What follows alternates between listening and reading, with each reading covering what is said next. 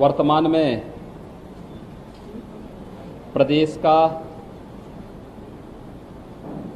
गंगा के तटवर्ती क्षेत्र बाढ़ से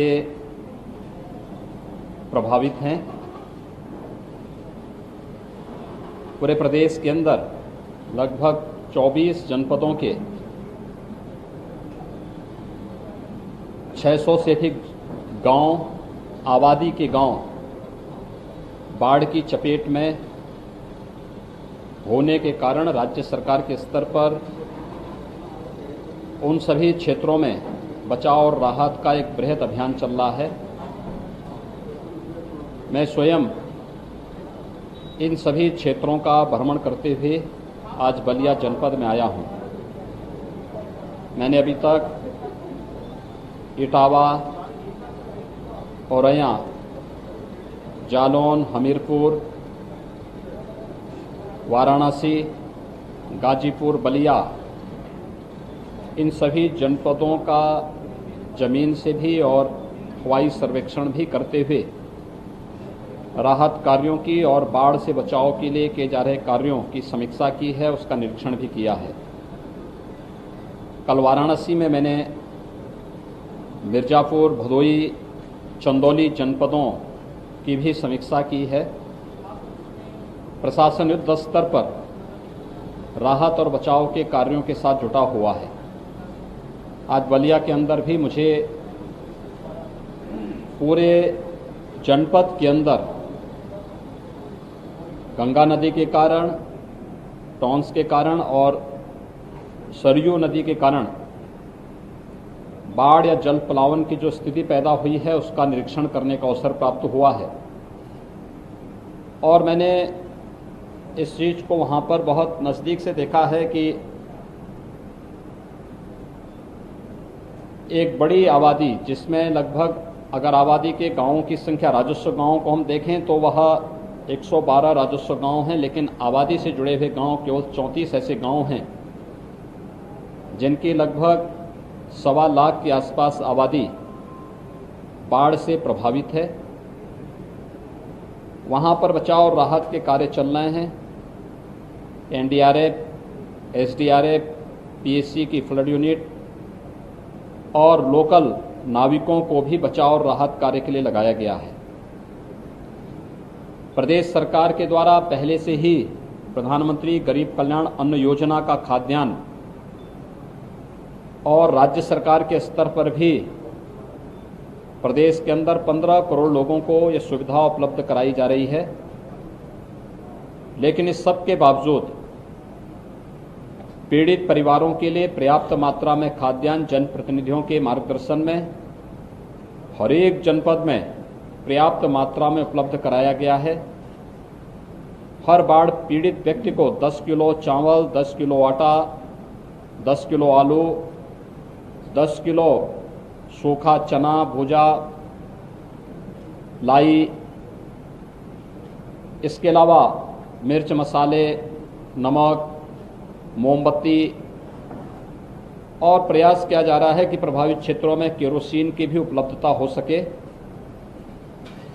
जहां पर केरोसिन उपलब्ध नहीं हो पा रहा है, प्रशासन से इसके बारे में कहा गया कि वहां पे पेट्रोमैक्स की व्यवस्था या फिर जनरेटर की व्यवस्था विद्युत आपूर्ति की दृष्टि से और सुरक्षा की दृष्टि से भी करें। राहत शिविरों में जहां पर पानी घुस चुका है वहां पर जो लोग सड़कों के किनारे जहां तहां रह रहे हैं उन्हें सुरक्षित राहत शिविरों तक पहुंचाने, कम्युनिटी किचन के माध्यम से उन्हें फूड पैकेट या अच्छा भोजन, ताज़ा भोजन उपलब्ध करवाने की व्यवस्था सुनिश्चित करें। बाढ़ के समय और बाढ़ के बाद उन क्षेत्रों में जल जनित और विषाणु जनित बीमारियों की आशंका होगी, इनसे बचाव के लिए भी पुख्ता व्यवस्था करते हुए मेडिकल टीम निरंतर उन क्षेत्रों का भ्रमण करें। पेयजल की व्यवस्था अच्छी हो, शुद्ध हो, यह भी सुनिश्चित करने की तैयारी करें। इसके साथ ही यह भी प्रशासन को निर्देश दिए जा रहे हैं कि छोटी और मझोली नाव नदी के करंट के उसमें न आने पाए, नदी की धारा में ये न चलें एनडीआरएफ, एसडीआरएफ या पीएससी की स्टीमर या बड़ी नौकाओं के माध्यम से ही सवारियां जाएं। क्षमता से अधिक सवारी कोई भी नाव लेकर के न जाएं। सुरक्षा की पुख्ता व्यवस्था करें, खासतौर पर राहत शिविरों में जहां पर महिलाएं और बालिकाएं रह रही हैं, उन्हें वहां पर एक सुरक्षित माहौल देने के लिए महिला आरक्षियों की व्यवस्था सुनिश्चित करने के लिए भी स्पष्ट निर्देश दिए गए हैं।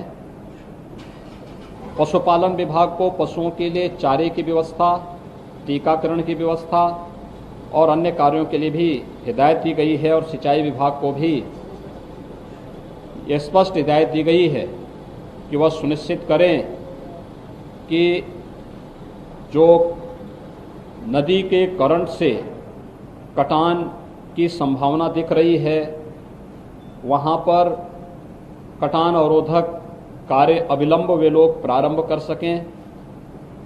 हर हाल में जनधन की हानि को रोकना है और लोगों को अधिक से अधिक राहत प्रदान करना है। जनप्रतिनिधियों के मार्गदर्शन और उनके सहयोग से जनपद में राहत के कार्य और बचाव के कार्य युद्ध स्तर पर चल रहे हैं। बेहतर तरीके से इसे आगे बढ़ाने का कार्य किया जा रहा है।